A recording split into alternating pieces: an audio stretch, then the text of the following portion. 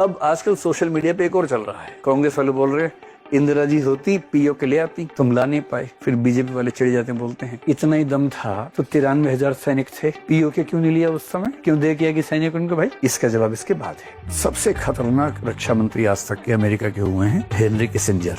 दोनों को इंदिरा गांधी से नफरत थी। कहते हैं कि जब इंदिरा गांधी कमरे से बाहर निकली, अभी निकली भी नहीं थी कि दोनों ने बहुत गंदी बात उनके बारे में बोली।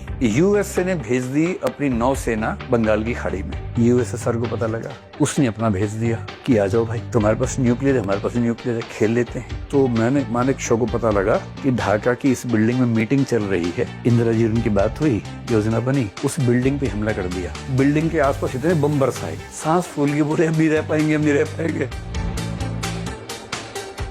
लेकिन जिस पर आज मेरा ज्यादा जोर है वो ये है कि उसी समय पाकिस्तान एक और झगड़े में उलझ गया था।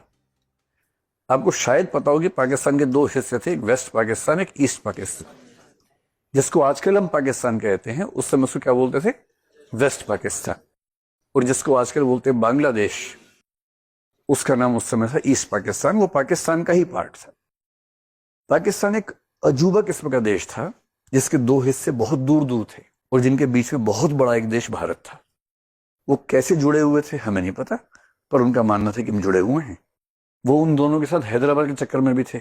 तो फिर वो देश का नक्शा कैसा होता, आप समझ पा रहे हैं कि ये देश का हेडक्वार्टर है, ये देश का दूसरा हिस्सा है, ये देश का तीसरा हिस्सा है। जूनागढ़ होता, ये देश का चौथा हिस्सा है। वो लक्षद्वीप के चक्कर में भी थे, ये देश का 5वां हिस्सा है। और इनके बीच में एक बहुत बड़ा देश है। वो ऐसा देश बनाना चाह रहे थे। ये तो पटेल साहब की सफाई और समझदारी थी कि लक्षद्वीप पे तो उनकी नजर नहीं पड़ने दी गई, ये हमने खाली करवा ही लिया, ये खाली करवा ही लिया, तो अब ये दो बचे थे। कोई भी देखेगा तो कॉमन सेंस से समझ सकता है कि ये देश कैसे आसानी से चल पाएगा। यानी मुश्किल होगा, चल जाएगा शायद, लेकिन चलाने के लिए विशेष उपाय करने पड़ेंगे, खास कोशिशें करनी पड़ेंगी। सामान्य रूप से चलाना आसान नहीं होगा। वो होता ना, दिनकर ने कहा था जब नाश मनुष्य पे छाता है पहले विवेक मर जाता है।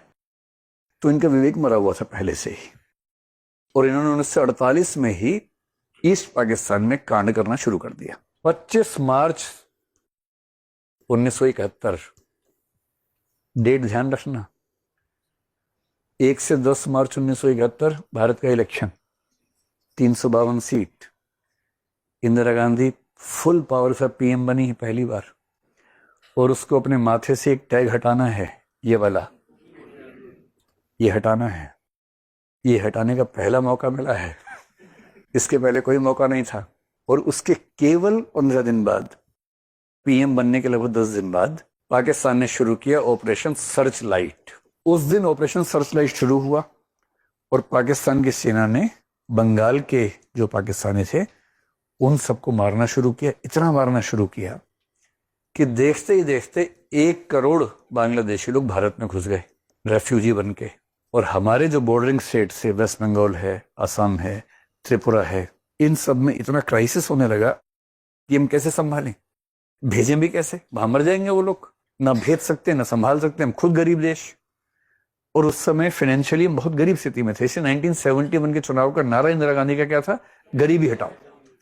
गरीबी इतनी बड़ी परेशानी थी, गरीबी हटाओ ही नारा था उस इलेक्शन का। और अब इंदिरा गांधी परेशान है कि मैं तो भी पीएम बनी ही हूं पावर के साथ, 1 करोड़ लोग आ गए, इतने मेहमान क्या करूं मैं, कैसे मैनेज करूं। तब उनको लगा कि अब लगता है कि नियति मुझसे कुछ करवाना चाहती है। तो उन्होंने कहा कि जनरल सैम मानेकशॉ मुझसे मिलने आओ भाई। सैम मानेकशॉ पे एक फिल्म आई है हाल ही में, किस नाम से है ये, सैम बहादुर। हाँ, बड़ी अच्छी फिल्म है, वही फिल्म। सैम मानेकशॉ हमारे उस समय सेना के प्रमुख थे, बड़े बिंदास आदमी थे, खतरनाक प्लानिंग करते थे। इंदिरा गांधी बोली, हालांकि फिल्म में तो लगता है कि इंदिरा गांधी उनको पसंद भी करती थी। फिल्म में ऐसे कुछ सीन है, अब पता नहीं क्या सच बात है क्या नहीं, मुझे नहीं पता। ये तो होता है दुनिया में, इसमें क्या है, कोई किसी को अच्छा लगता है, इसमें क्या बुरी बात है। लेकिन उस फिल्म में जो भी है ये सैम बहादुर, उसमें ऐसे कुछ 2-3 सीन है जिससे लगता है कि ऐसा भी कोई एंगल रहा होगा। रहा तो इसमें क्या, कोई प्रधानमंत्री प्यार नहीं करेगा किसी को, प्रधानमंत्री होना अलग बात है, प्रेम अलग बात है, आकर्षण अलग बात है। ये सब तो आप लोगों की भाषा में क्या बोलते हैं, इन्फेचुएशन हो गया, जो भी आप कहें उसको। तो इनसे कहा ऐसा सैम, 25 मार्च को इन्होंने बदमाशी करनी शुरू कर दी है, अप्रैल का महीना है, निपटा दो इनको। बोले क्या कर दो, निपटा दो। क्या करना क्या है, सर्जरी करनी है बांग्लादेश को जन्म देना है, एक नया देश बनाना है, हम बनाएंगे बांग्लादेश। तो उन्होंने कहा क्यों बनाना चाहती हैं? बोली इसलिए कि हम शांति से रहें।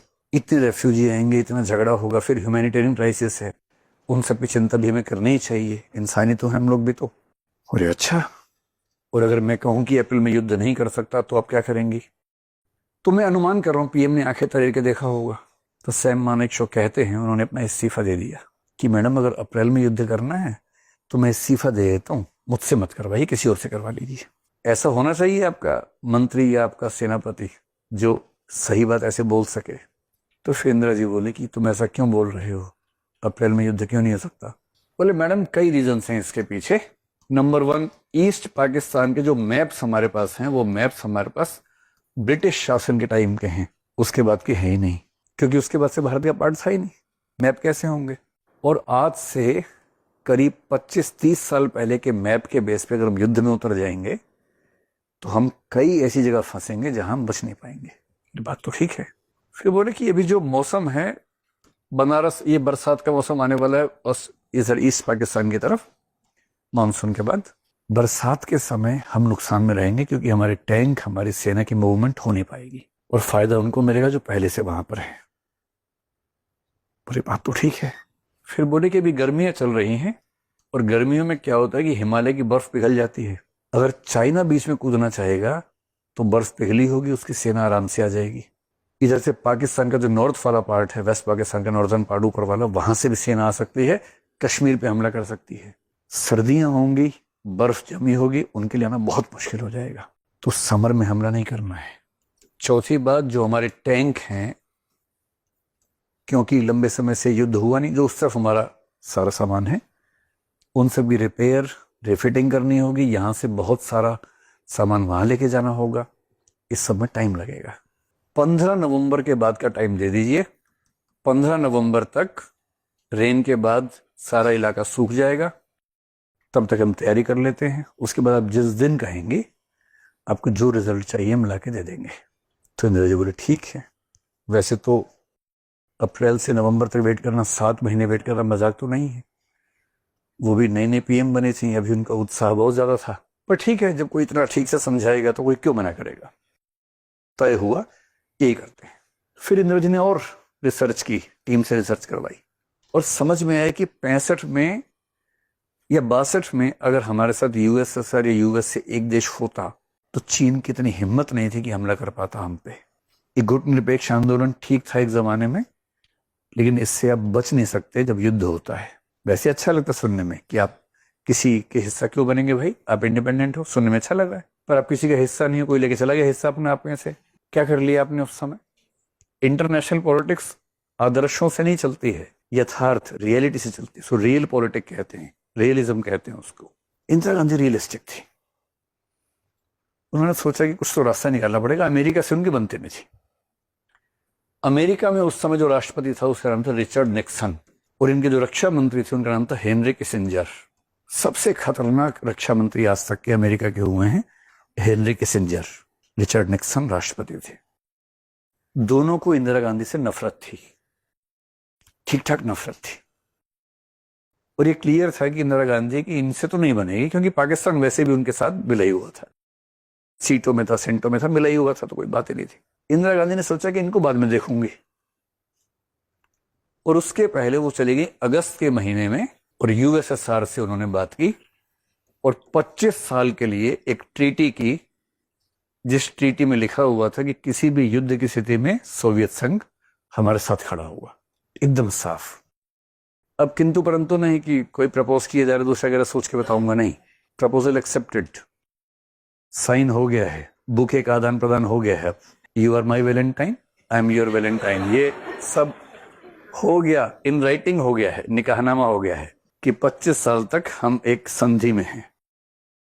और इस संधि का बेसिक मतलब यह है कि अब किसने भारत को टच किया तो यूएसएसआर उसको देखेगा। स्कूल में नहीं होता कि मेरा भैया 12वीं क्लास में पढ़ता है, मुझे टच किया तो भैया आएगा, ध्यान रखना। तो वैसे वाला मामला तो अगस्त में ही हो गया। फिर भी इंदिरा गांधी ने क्या कि अरब कंट्रीज से मिली जाके, सऊदी अरब से, यूएई से, सबसे बात की। जो हमारी नेबरिंग कंट्रीज हैं नेपाल से, भूटान से, श्रीलंका से सबसे बात की, सबको हिंट कर दिया भाई देखो करोड़ों लोग परेशान हो रहे हैं, इनकी बदतमीजी से कुछ करना पड़ेगा। सबने कहा हाँ हाँ ठीक कह रही हैं, हम आपके साथ हैं, चिंता मत कीजिए, हम विरोध नहीं करेंगे।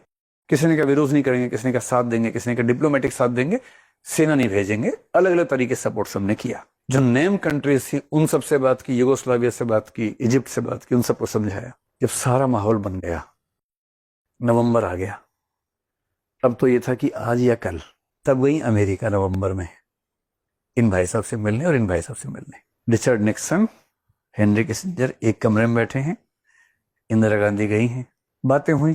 पहले से दोनों को पता कुछ नहीं होने वाला है, बस दुनिया के इतिहास में लिखा जाए कि हमने आपसे बात की थी, बाद में ये ना कहना कि हमने बात नहीं की थी।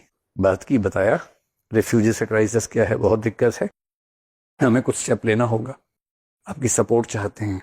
तो निक्सन का मुंह ऐसा बना हुआ था, फूफा जी जैसे नहीं होते, ऐसे फूफा जी जैसा मुंह बना हुआ था। फूफा सबसे मनहूस आदमी माना जाता है वैसे, वैसा मुंह बना हुआ था। और कहते हैं कि जब इंदिरा गांधी कमरे से बाहर निकली, अभी निकली भी नहीं थी कि दोनों ने बहुत गंदी बात उनके बारे में बोली, इस तरह से कि वो सुन भी लें। और वो जब रिपोर्ट्स डिक्लासिफाई हुई तो अब वो रिपोर्ट सामने आई है कि क्या क्या बातें बोली गई थी वो रिकॉर्डिंग से। इंदिरा गांधी को पता था कि ऐसे बकवास करेंगे, कोई उम्मीद थी भी नहीं, पर अमेरिकन सिविल सोसाइटी से उन्होंने मीटिंग्स की, उनको समझाया, सिर्फ इसलिए कि अमेरिकी अखबारों में जब छपे, हमारे पक्ष में छपे, तो सरकार पे भी दबाव रहेगा कि ज्यादा एक्शन ना ले हमारे खिलाफ। ये सब किया। अब सैम मानेकशॉ से बात हुई कि भैया आप बताओ क्या करना है। तो ऐसे में उसने कहा कि अब आप जब कहें, लेकिन ज्यादा अच्छा है कि युद्ध शुरू हम ना करें, क्योंकि इतिहास में लिखा जाता है कि युद्ध शुरू किसने किया था, और हम तो शांति प्रिय देश हैं, आपके पापा इतने प्यारे थे, हम युद्ध शुरू करें अच्छा थोड़ा लगता है। तो अरे बात तो ठीक है, तो युद्ध शुरू नहीं करना है, तो ऐसी सिचुएशंस बन जाए कि युद्ध वही शुरू कर दे। 2 दिसंबर 1971 को वो स्थितियां बन गई, याहिया खान ने युद्ध शुरू कर दिया। याहिया खान को लगा कि मैं जल्दी ही अमर हो सकता हूं, एक बार युद्ध जीत जाऊंगा तो लोग याद रखेंगे कि कोई याहिया खान हुआ था। उसके 25 दिन बाद लोगों ने याद किया कि हाँ हुआ था, क्योंकि इतना ही टाइम मिला। उसके बाद 16 दिसंबर को युद्ध खत्म हुआ, 20 दिसंबर को इस्तीफा देके भागना पड़ा उनको, 4 दिन मिले उसके बाद। क्यों युद्ध शुरू कर दिया? अगर आपने सुना हो तो 1967 में एक युद्ध हुआ था इजराइल और अरब कंट्रीज के बीच में। इजराइल के 3-4 युद्ध हुए हैं अब तक, जिनमें 1967 का जो वॉर था सबसे इंपॉर्टेंट था। इजराइल अकेला बीच में रहते, 5-6 देश आसपास से मारते हैं उसको, वो सबको मारता है, ऐसे मारा ऐसे मारा ऐसे मारा, वो बड़ा उसका भी अजीब सा मामला है। 67 में जब उसको लग गया कि युद्ध होने वाला है, उसने वेट नहीं किया, प्री एम्प्टिव अटैक कर दिया कि मुझे पता है कि तुम कल युद्ध करने वाले हो, मैंने आज ही शुरू कर दिया। सरप्राइज दे दिया, धप्पा, तुम तोप निकाल रहे थे कल लेके जानी है, मैं लेके आ गया और वही मार दिया। और 6 दिन में सारा खेल खत्म कर दिया उसने। तो उस समय दुनिया भर में एक विचार चल रहा था कि जब युद्ध तय हो जाए तो प्री एम्प्टिव अटैक कर देना बेहतर होता है। तो जो पाकिस्तान इजराइल से नफरत करता है, इजराइल को आज तक उसने मान्यता ही नहीं दी है, उससे सीखा उसने कि युद्ध कैसे करना चाहिए। याहिया खान को लगा कि मैं भी धप्पा कर देता हूं, इनको पता भी नहीं चलेगा, अचानक प्लेन पहुंच जाएंगे, धप्पा हो जाएगा, हार जाएंगे। और उत्साह बहुत था, उनकी प्लानिंग वैसी थी जैसे हम लोग करते हैं यूपीएससी में ना, कि बस प्रीलिम्स तो हो ही जाएगा, एसए में 170 नंबर आ ही जाएंगे, जीएस में 580 नंबर आ जाएंगे, इंटरव्यू में तो 215 से कम कैसे ही आएंगे। तो रैंक 1 लाने के लिए बस 40 नंबर कम करने हैं मुझे, रैंक 1 तो है ही, लेकिन रैंक 1 में भी इतना गैप अच्छा नहीं लगता है, तो 40 कम कर लूंगा तो रैंक 1 डिसेंट तरीके से आएगा। याहिया खान भी वैसी प्लानिंग कर रहे थे कि ऐसा करेंगे, नाश्ता जैसलमेर में कर लेंगे, लंच दिल्ली में कर लेंगे और इवनिंग टी आगरा में पी लेंगे। कुछ कुछ ऐसी बातें करते थे उस समय, खिसका हुआ आदमी ऐसी बात करता है। तो 2 दिसंबर को चढ़ाई कर दी भारत के ऊपर, इस उम्मीद में कि 67 जैसा कुछ दोहरा देंगे। दूसरा, उनको वो सब उम्मीद तो थी ही कि यूएसए हमारे साथ में है ही, चाइना हमारे साथ में है ही, और जब यूएसएसआर उनकी तरफ है तो ये और ज्यादा हमारे साथ में हो जाएंगे, तो ये मिलके मार देंगे, यूएसएसआर क्या कर लेगा। और यूएसए ने कहा था कि भैया युद्ध हुआ तो हम इंटरवीन करेंगे, ध्यान रखना, कहा था। इंदिरा गांधी को चिट्ठी आई, यूएसएसआर के रक्षा मंत्री ने कहा कि आपको चिट्ठी आई है निक्सन की, युद्ध से एक दिन पहले की बात है।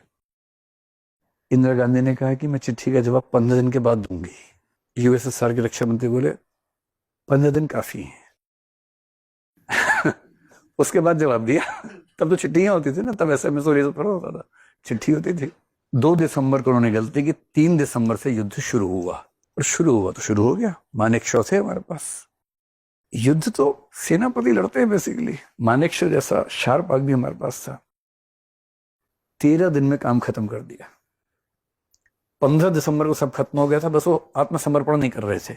एक आखिरी मीटिंग कर रहे थे एक बहुत बड़े भवन में, जहां उनके सारे तोप बैठे हुए थे कि क्या करें समझ नहीं आ रहा है।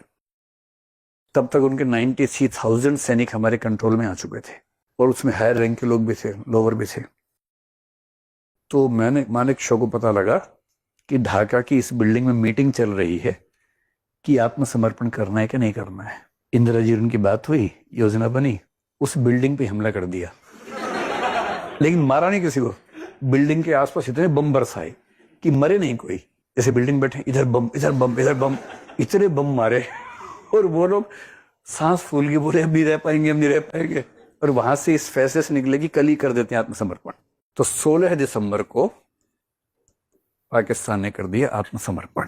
फिर 17 को इंदिरा जी ने चिट्ठी का जवाब दिया कि received your letter, I hope you are good, I am good, I hope the same for you, it's been a long time talking to you, when are you coming next to India, India is waiting to meet you, to respect you. कुछ भी जो क्या हुआ। तो 16 दिसंबर को हुआ, बधाई हो, बांग्लादेश हुआ है। कितनी बड़ी बात है। सर्जिकल स्ट्राइक तो ये होती है, सर्जरी हुई और देखिए हुआ, बच्चा हुआ। तो 16 दिसंबर का दिन बांग्लादेश की आजादी का दिन हो गया 71 में। अब आजकल सोशल मीडिया पे एक और चल रहा है। कांग्रेस वाले बोल रहे इंदिरा जी होती पीओ के ले आती, तुम ला नहीं पाए। फिर बीजेपी वाले चिढ़ जाते हैं, बोलते हैं इतना ही दम था तो 93,000 सैनिक थे, पीओ के क्यों नहीं लिया उस समय, क्यों दे किया कि सैनिक उनको? भाई इसका जवाब इसके बाद है। ये युद्ध हमने कैसे जीता, अगर आप बहुत सिंपल सी बात समझें। यूएसए ने भेज दी अपनी नौसेना बंगाल की खाड़ी में, उसको 7th फ्लीट कहते हैं। उनके कुछ जहाज, बहुत सारे हथियार, न्यूक्लियर वेपन्स की क्षमता रखने वाले हथियार भेज दिए बंगाल की खाड़ी में, इस भाव से कि हम हमला कर सकते हैं। यूएसएसआर को पता लगा, उसने अपना भेज दिया कि आ जाओ भाई, तुम्हारे पास न्यूक्लियर है, हमारे पास न्यूक्लियर है, खेल लेते हैं।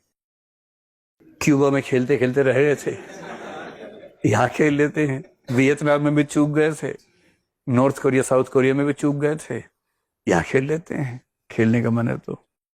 और शीत युद्ध में, कोल्ड वॉर बड़ा सिंपल था, अगर यूएसए आ गया, यूएसएसआर आ गया, अब युद्ध नहीं होगा।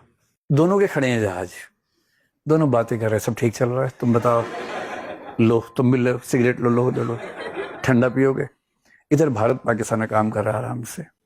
यूएसएसआर ने कहा जल्दी कर लो, बस थोड़ा रोकना मुश्किल है, जल्दी कर लो, निपटाओ जल्दी से।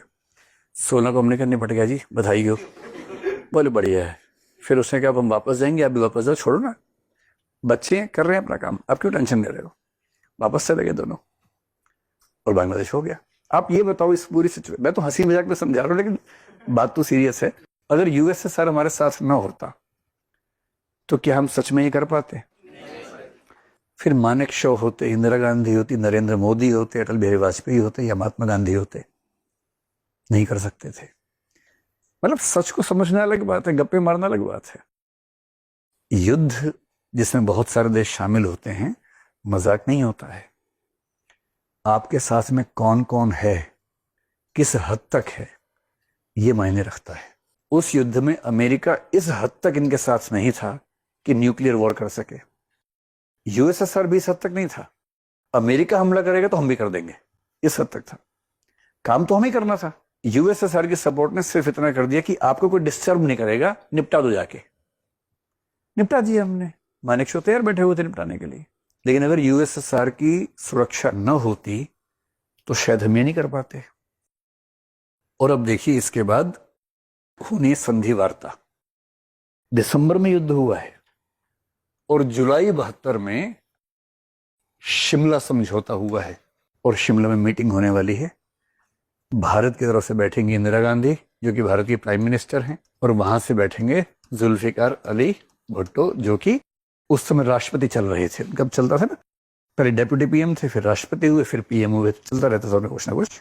तो वो बैठे हैं और जुल्फिकार अली भुट्टो अपने साथ ट्रेनिंग के लिए अपने इंटर्न को साथ लाए थे जिनका नाम है बेनजीर भुट्टो, जो बाद में पीएम बनने वाली थी।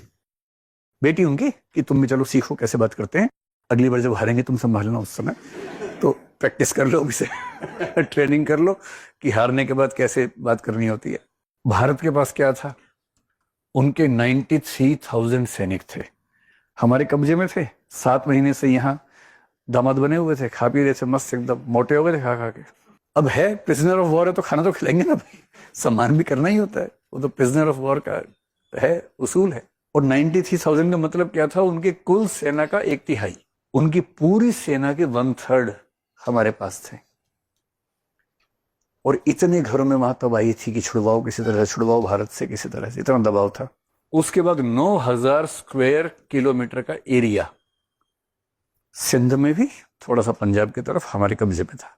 उनके पास क्या था, कुछ नहीं, ठन ठन गोपाल, एकदम खाली, TTG इसके फुल फॉर्म समझ रहे हैं, ठन ठन गोपाल, कुछ नहीं, खाली एकदम। और लोग कहते हैं कि भुट्टो ने पता नहीं ऐसा क्या जादू डाल दिया इंदिरा जी पे कि सारे लोग ले गए और पीओके भी नहीं मिला। और इधर वाले लोग क्या बोल रहे थे, इंदिरा जी पीओके तो ले ही लेना, बलूचिस्तान भी ट्राई करना वो तो मूड में थे, उनको लग रहा है युद्ध जीते तो हम कुछ भी कर लेंगे। तो पीओके को लेके बात थी कि पीओके लेना है, हमारा इलाका है, पाकिस्तानी कब्जे में है। उनके स्कूल में बोलते हैं कि हमारा इलाका भारतीय कब्जे में है ना, दोनों देशों की अपनी अपनी राय है। इंदिरा गांधी वहां बात कर रही हैं। अब बात सबको दिख रही है, ये नहीं दिख रहा कि पीछे क्या चल रहा है। यूएसएसआर ने इंदिरा जी से कहा है अब और सपोर्ट नहीं कर पाएंगे, एक बड़ा युद्ध हो चुका है, अब एस्केलेट नहीं करना है, डी एस्केलेट, जो आपने इस बीच में खूब सुना होगा ना, ये सीधा मैसेज था यूएसएसआर से। उसने कहा देखिए स्थितियां बदल गई, 71 में क्या था, रिफ्यूजी क्राइसिस था, अब नहीं है। दुनिया के पास आपके साथ खड़े होने की एक वजह थी, रिफ्यूजियों के ह्यूमन राइट्स। अब तो कोई रिफ्यूजी है नहीं, जो हैं आपके पास से वापस जा रहे हैं। इकोनॉमिक क्राइसिस आपके देश में चल ही रहा है। पश्चिम बंगाल में एक पॉपुलर डिमांड थी, लोग चाह रहे थे कि भारत आए, हमें आजाद करे। पीओके में there is no popular demand, PoK में ऐसी कोई डिमांड नहीं है कि भारत के लोग जाएं और हमें आजाद कर दें। इसलिए ये आपका आक्रमण ही माना जाएगा, एग्रेशन ही माना जाएगा। फिर पीओके की जो बनावट है, जो ज्योग्राफी है, जो टेरेन है, वो टेरेन ऐसा है जो डिफेंडर के पक्ष में जाता है, ना कि अटैकर के पक्ष में जाता है। इतने टेढ़े मेढ़े रास्ते हैं कि पाकिस्तान की सेना ने वहां जो फोर्टिफिकेशन की है, जो किलेबंदी कर रखी है, उन लोकेशंस पे है कि जो हमला करने आएगा वो नीचे से आएगा और ऊपर वाला हमेशा नीचे वाले को आराम से मार पाता है। तो जो फोर्टिफिकेशन है वो अलग किस्म का है, और जिस स्ट्रेटेजी से आपने ये वाला युद्ध जीता है वो स्ट्रेटेजी वहां काम नहीं आएगी। फिर आपकी सेना पहले भी थक चुकी है, इतना लंबा युद्ध लड़के, रिसोर्सेस खत्म हो चुके हैं। 1971 का वॉर 16 दिसंबर को क्यों खत्म किया, पीओके क्यों नहीं ले लिया, उसके पीछे ये कारण भी थे। अब एक ही पॉइंट बचा था कि संधि के समय अगर हम जिद कर देंगे 93 लोग तब देंगे जब पीओके में दोगे।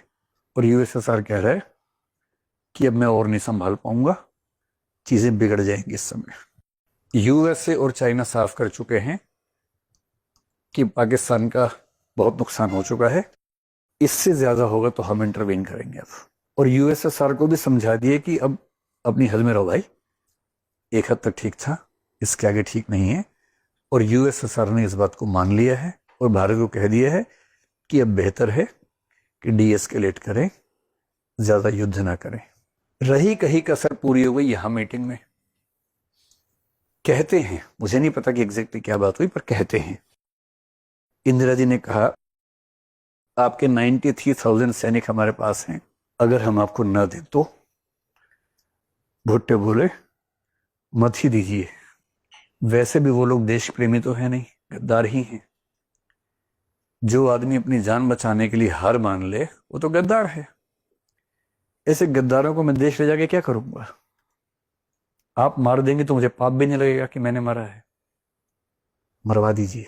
अब जब एक देश का राष्ट्रपति ये कह दे कि चाहिए ही नहीं हमें आप रख लो, अब उन सबको रखो, खाना खिलाओ और पकवान खिलाओ, क्या बचा उसके बाद? जिस देश का राष्ट्रपति, मतलब अनुमान है, मैंने पढ़ा कई जगह है, प्रमाण मेरे पास नहीं है, हो सकता है दबाव बनाने की टैक्टिक हो, नेगोशिएशन में करना पड़ता है। जिस देश का राष्ट्रपति ये कहे कि मेरे 93,000 सैनिक आपके पास हैं, मार दीजिए, नहीं चाहिए मुझे, फिर अब क्या दबाव बनाएंगे उसके बाद? और फिर अंत में जो समझौता हुआ यही हुआ कि जो आपका एरिया हमारे पास है हम आपको वापस दे रहे हैं। 93,000 सैनिक दे रहे हैं क्योंकि हम कहाँ रखेंगे, आप लेके जाओ अपने, हम कहाँ रखेंगे उनको भाई? दबाव होता तो बाद में जब दबाव हुई थी ना उसका, तो हम क्या करें उसका? और शिमला एग्रीमेंट में ये तय हुआ कि दोनों देश लाइन ऑफ कंट्रोल का सम्मान करेंगे और आपसी मुद्दे आपसी बातचीत से सॉल्व करेंगे, किसी और पक्ष को बीच में नहीं लेके आएंगे। अब मुझे 2 सवालों का जवाब दे दीजिए। 1971 के युद्ध के जीतने में केवल इंदिरा गांधी की भूमिका थी या बहुत सारी परिस्थितियां ऐसी थी? और शिमला समझौते में पीओके नहीं ले पाने में इंदिरा गांधी की वीकनेस थी या उस समय इंटरनेशनल सपोर्ट और बहुत सारे फैक्टर्स थे कि हमारे हाथ में नहीं था, उस समय नहीं था? इसलिए ऐसी बात नहीं करनी है कि वो होती तो पीओके आ जाता, ये होते तो बलूचिस्तान भी आ जाता। ये सब नहीं करना है, ये बच्चों वाली बातें हैं।